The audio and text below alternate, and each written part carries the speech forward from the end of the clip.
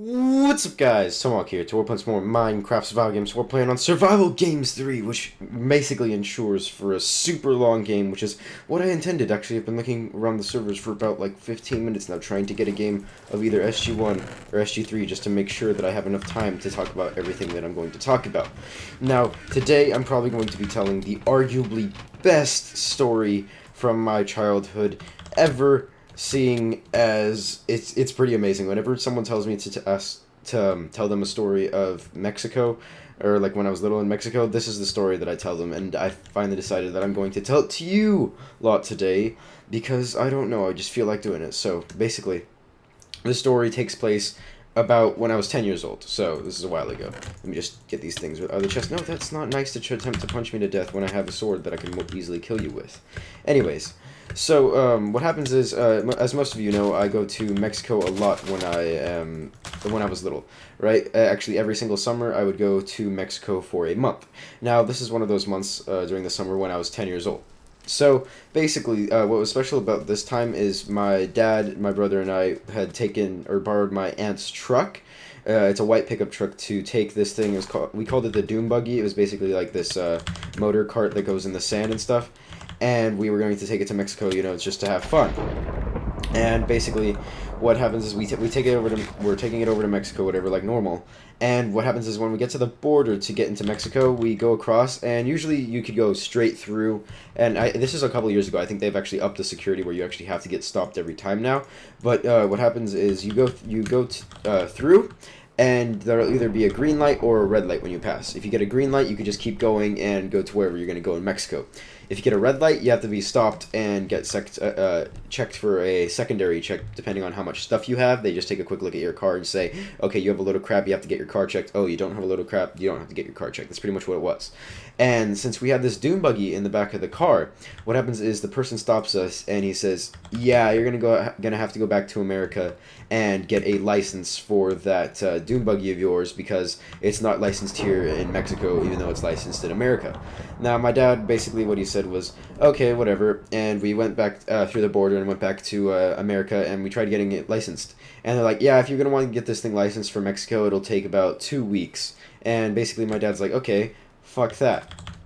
And the good news to this is basically it was a Sunday, and on Sundays, basically my dad pretty much knows everything about the border because he went back and forth tons of times throughout his youth, and like he did it for a long time, and he knew this one border that wasn't too busy on Sundays, and most likely there won't be anyone working, and we could just get on through with the thingy by ourselves. So we go to the other border, which is like another like 15-minute drive, and we go through, and everything's all right, all the way up until, you know, we get back to where our house is, which is, you know, 10-hour drive in. So like everything's all cool and stuff. And the reason why I put this in was because it plays a major point further along in my story. So I had to include it right now. You know, putting in those plot elements before I tell the major plot, right? So basically, when we get to Mexico, business as usual, we have some fun, we visit family, and, you know, since we had the Doom Buggy, we were riding it around all the time. And there was this dirt road to the Zapata, which is, you know, one of our ranches. And what happened is my dad had taken the car there because he had to get the cows milked and bring back the cows so we can make cheese and sell it. That's one of the things we do. And what happens is he's like, okay, you could, if you want to, you know, hang out over at the Zapata after we're done working and stuff, I'm gonna stop over at my friend's house. We're gonna drink some beers or whatever. No, I'm not. I didn't drink any beers. Just kidding. Yeah, like I didn't drink any beers or whatever. It was just like, you know, having fun with family or whatever.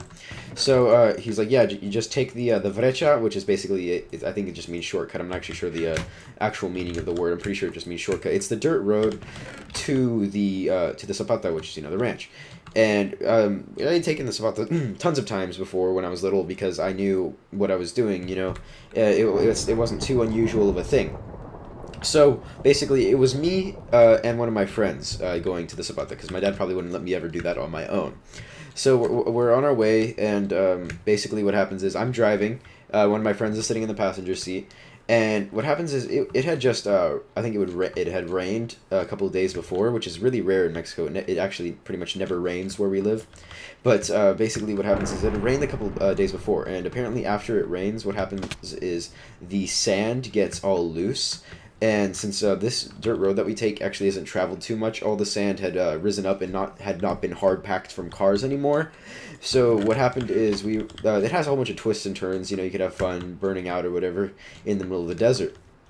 So about 15 minutes into the ride, because the whole thing's about, I'd say it'd be like a 25-minute ride with a dune buggy, probably like 15 minutes with a motorcycle. So we're about 15 minutes in. What happens is we go. Well, I'm driving, and then I go to a turn, and one of the sides of the sand thing where it was basically the most, it had actually pulled the dune buggy in and thrown us off the road. And basically, within about 2 seconds, we're off the road, and we smash into this giant cactus. I know it sounds so cliche to run into a cactus in the middle of the desert. Well, it was pretty easy because there were millions of cactuses all over the place. So we run into this cactus and we're like, shit, what do we do now? So what happened after that, I was like, okay, whatever, we'll start pulling it out. So me and my friend, we're in the middle of the desert with no communication to the outside world, except for the fact that people know that we're at the Vrecha, and so we start pulling it out. After about 15 minutes of constant pulling it out and digging out the tires, blah blah blah blah, we finally get it back onto the road. We're like, sweet, it works perfect now, or like we can get back to this about that, tell everyone what happened, and blah blah blah blah. So apparently after we got out of the cactus, something was wrong with the pedals of like the gas, and what happened was when you pressed hard on the gas, you pressed it all the way down, it would be very slow. But when you barely press the gas, it would be really fast. And we didn't know that at first, so when it was going super slow, we're like, shit, we broke the thing. But really, after a little bit of trial and error, we found out going really slow was really fast, and really fast was really slow. So we got this about that, and everything was fine. And that was pretty much the only bad thing that happened while I was at Mexico, but things had gotten a lot worse and a lot more entertaining for you guys on the way back. So, what happened is, I think what happened was my dad was like drunk after we went to like probably like the cockfights or whatever, and he lost his wallet on like the night before we were supposed to go back home. And in his wallet was his green card. Yes, my dad had a green card. Haha, tell your little Mexican jokes about me all you want. He had a green card, right? He actually never got his citizenship, so that is something that he never did. So basically what happened is he lost his wallet and he lost his green card. So, and basically we still had to go home because it was nearing the end of the month that we were there, and we went the last month of the summer, so we're running out of time before school started. And we're like, I was like, okay, well, we'll just go back and we'll see how we can work it out at the border. They'll probably just look up my name and they'll let us through anyway, or whatever. Hopefully we'll get lucky. So basically skip about 3 hours into the drive, and we we're like driving in the middle of the desert, and there's this bus stop, and there's this guy all alone in the bus stop. He's sitting there right there. There's nothing to be seen for miles except miles and miles of desert. And this guy is just all by himself, and he's sticking out his thumb to to bum a ride, he's a hitchhiker. So we get him in the car, and we're talking to him for a little bit, and then my dad realizes, hey, you're a white guy. What's a white guy doing in the middle of the desert? So basically the guy's like, oh, we established the fact that everyone speaks English in there, and what the hell? Apparently lava doesn't flow, or water doesn't flow. Oh, we can't kill this guy. So we established that everyone speaks English, and basically we, talked about it a little bit, and this guy, he had such an interesting life story. This guy was, he told us that he was a guy who had realized that life was too short, and that he should live his life to the fullest. So what he did was he basically went to one of the banks. I think he lived in like Chicago or something, and he had said that he borrowed I think it was like $20,000 from the bank, and he was going to travel the world because he wanted to see all the things that life had to offer before he died, which is a pretty cool thing in my case. Like hearing this when I was like 10 years old, I was like, that sounds amazing. And looking back on it, he was just probably some guy who just was having a midlife crisis or something, and he stole tons of money from the bank and did something really stupid. But at the time, and still now, I think it's an inspirational thing that this guy was doing. So he's telling us about his life story. My dad told him how he's a professional boxer and how he's having a fight real soon at it was supposed to be in Chicago. I think it was the one, or maybe it was the one in England. I have no idea. But he was telling about how his career, we were talking about whatever, And, you know, we're in a truck, so, like, it was really packed tight. There's 4 of us in, like, about 3 seats. So, you know, we're all squished together. And we dropped him off because he said he only needed a ride to this one place called Catavina, and he would take the ride the rest of the way back, you know, back to wherever he was going. I'm not really sure. So we dropped him off at Catavina. We said bye. He said he would go to my dad's fight. I'm not really sure if he ever did because the fight got rescheduled to another time. So I'm not really sure if the guy ever found out about that. Honestly, haven't seen that guy ever since that time, and that's you know, whatever. It was really cool, just seeing that whole thing, right? So I forgot to mention that, you know, since we had the dune buggy, we're taking it back to America right after then, and I just realized it's going to go into deathmatch right now. So what I'm going to have to do is I'm going to cut the video together. I'm going to start the video in a second game. So I guess you guys are going to get 2 videos in one. So I guess that's lucky for you guys, because actually this is going to be the main point of the story is going to be in probably the next game. So we're stopping at the border, and we have the dune buggy loaded up in our back. See how I told you guys it would play a major point in the story later on? Well, it obviously is about to take a major point in our story. I just forgot the fact that I needed to make a diamond sword. Let me just go over here and do this really quick. So basically, we get to the border. You know, the lines at the border. If you've never been to the border between Mexico and America, they're actually. Oh, what? I won. Okay. I'll continue this as soon as I get back. I'm just gonna say the lines at the border are very short, or no, very long, right? All right, I'll come back in a second. All right, so we're back. We're in SG4, and I guess we're gonna continue on with the story. So I think where I left off, I took a little bit of a break to, you know, drink some water or whatever. Where we left off was I think at the lines and how they were really long lines. Oh, they just give me. I want those boots. All right. So about how the lines at the border were super long. And I think in this case, they're usually anywhere from about a 2-hour line to a 5-hour line. Now, we got somewhere in between. We got a 4-hour line this time, which is pretty good. And the reason why, you know, the lines are super long is because when you're going from Mexico to America, they have individual car checks. They stop people, and each of one of these car checks takes about 2 minutes long each. And multiply that by about 300 cars. That's quite a long time. So they do these individual car checks, see if you have any drugs in your car, blah, blah, blah, blah, whatever. And basically what happens is, you know, what happened is, I keep saying repeating myself over and over again. So we get to the border after finally, like, probably, like, I'd say, you know, a long time of waiting. And we get there, and what happens is the guy's like, okay, could I see your form of identification, please? And my dad gives him both mine and my brother's birth certificates, because at the time you were allowed to use birth certificates to get into America as opposed to, what are they called, passports. Because of, I guess at the time it was not that dangerous or whatever, but I think nowadays they switched it to you have to have a passport when you're crossing the border into America, because people were doing some fraud of birth certificates or whatever. So I guess it's that, but that's probably actually, that is the reason. So we get there, and he's just like, man, can you people stop interrupting me while in the middle of the thing? Schmoop dog, send me another friend. Okay, I'll tell him that in a little bit, if I remember. Okay. Gosh, you people are trying to interrupt the most amazing story in the world. Alright, so we get to the thing, and he's like, what about your identification, sir? It's like, oh, I lost my wallet, and in my wallet, it had my green card and all of my money in it.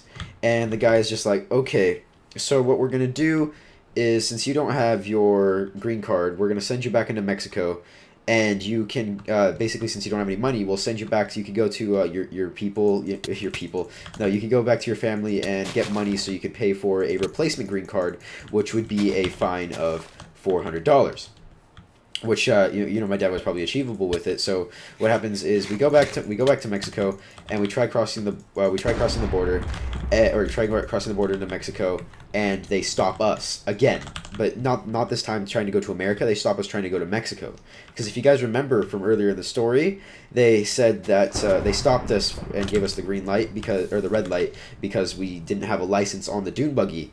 And we had to get it licensed. Well, we still had the dune buggy in the back of the car because we're bringing it back to America's to get the brakes, or the throttle fixed, since, you know, I broke it.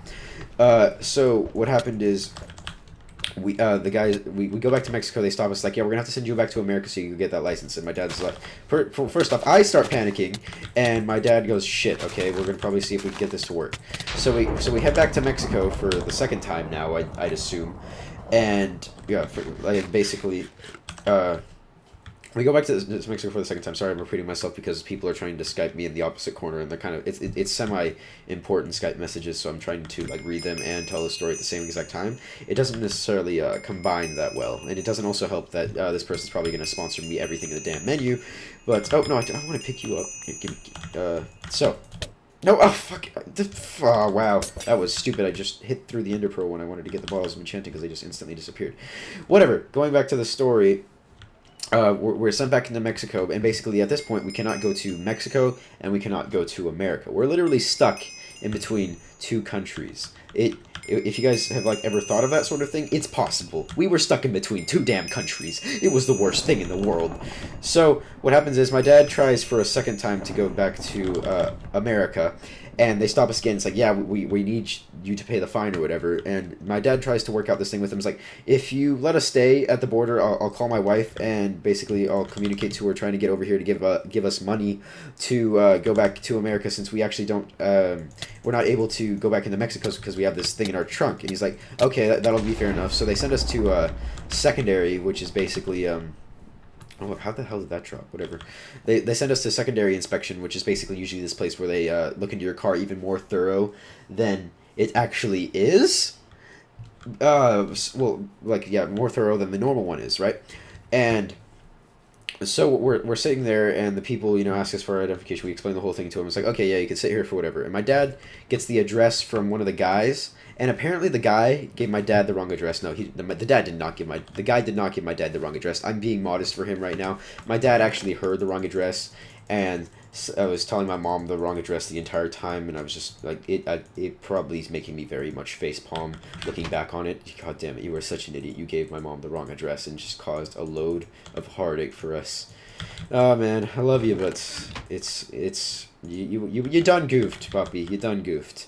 So what happens is he gives my mom the wrong address, and she cannot obviously find this place. So after about 2 hours of my mom, driving around all of the border trying to find where we were, basically we give up, or in a sense we were like, okay, we're gonna, basically my mom knew where the one border was, the one that we usually go to. We didn't go to this, we went to this other border for the sole fact that we were trying to get through without my dad having his green card. I'm not really sure if I said that already. My mind's scattered right now, so sorry about that. So we basically were like, okay, we're stuck in between it, and basically at this point I'm just like, okay, I'm done with the world. I am so done right now that I'm going to take a nap. So basically I fall asleep, and by the time I wake up, we're no longer stuck in between Mexico and America. Actually, what happened was we were on our way, we were somehow back in Mexico, and what happened is we were back in Mexico, and my dad was at a payphone trying to talk to my mom about finding us at the other border. So I don't know how the hell that happened. So I was like, how the hell did we get back in Mexico?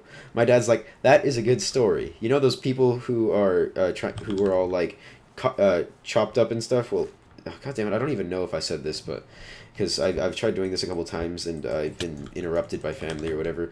But there's these people, trying to help us out or whatever.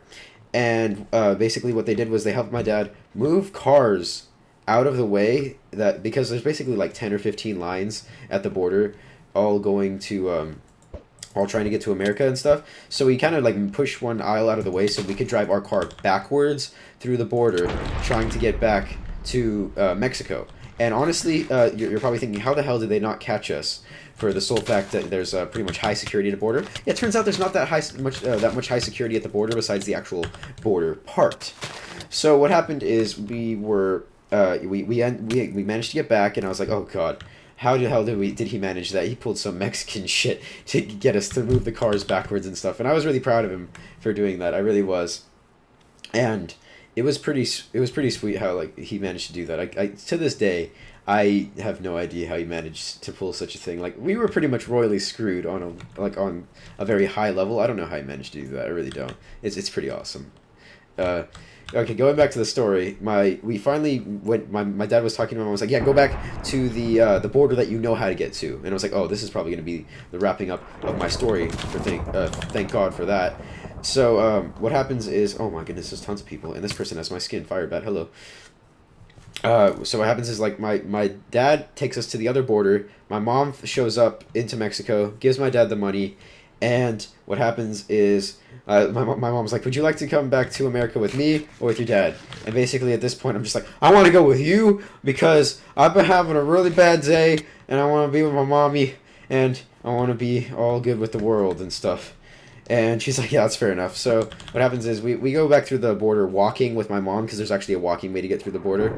And my dad goes in his car and goes the long way and has his, money to pay for the extra green card. And so we managed to go, I go back to my mom's car, wherever the hell it was parked. I remember we were walking for a very long time. We get back there and I fall asleep. And by the time I wake up, I'm back in my bed at home. And I am so appreciative that that whole experience was over because it was the most discomforting thing in the whole world.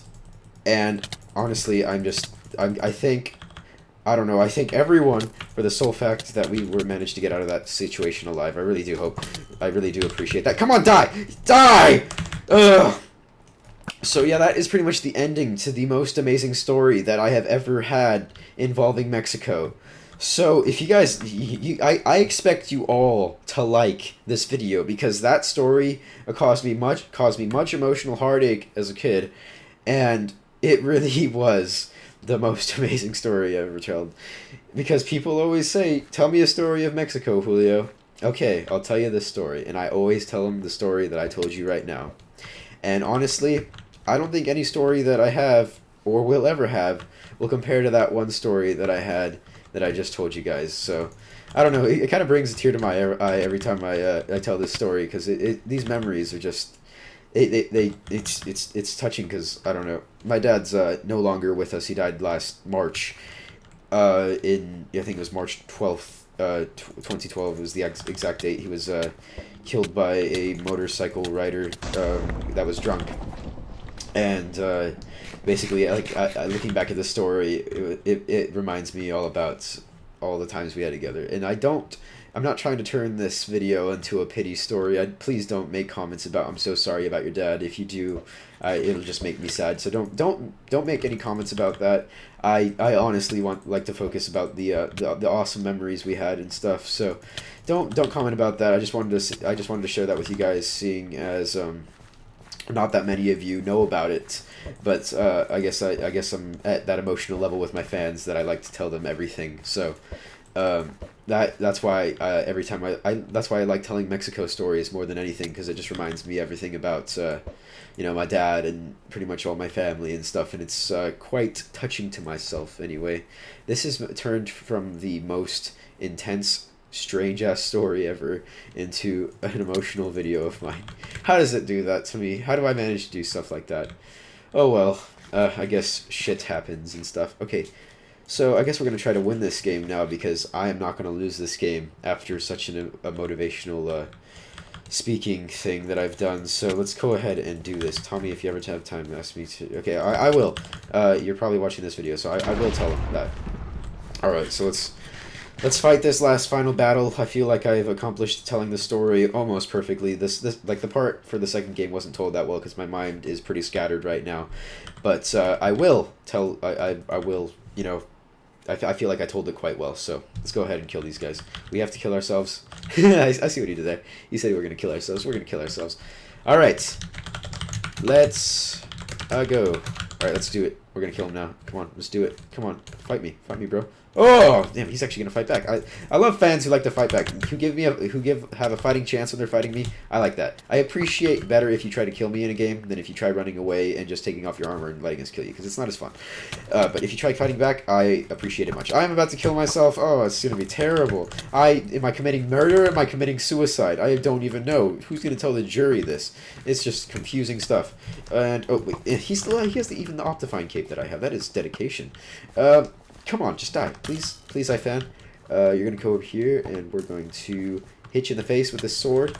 And 1, 2, 3, boom! Oh, damn, you're still not dead. There we go, you have died. Hope you guys enjoyed this episode of MCSG with Tomahawk. I feel like this was one of the most awesome episodes yet, so hope you guys have a nice day, please. Brah.